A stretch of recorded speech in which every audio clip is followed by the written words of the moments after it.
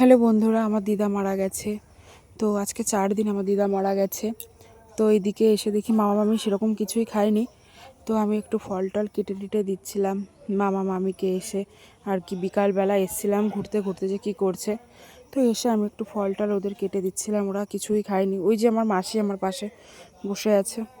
আর এইদিকে আমার ফল টল প্রায় কাটা হয়ে গেছে। এদিকে আমি সবাইকে কলার পাতায়, মাসিকে আর মামা মামিকে দুজনকে আর কি কলার পাতায় আর কি ফলগুলো আমি কেটে আর কি দিচ্ছিলাম, কারণ ওরা তো মানে আর কি মানে কেটে আর কি খেতে পারবে না, যার জন্য আমাকেই বলেছিল। তো যাই হোক, ওরা এখন খাওয়া দাওয়া করুক ফল টল।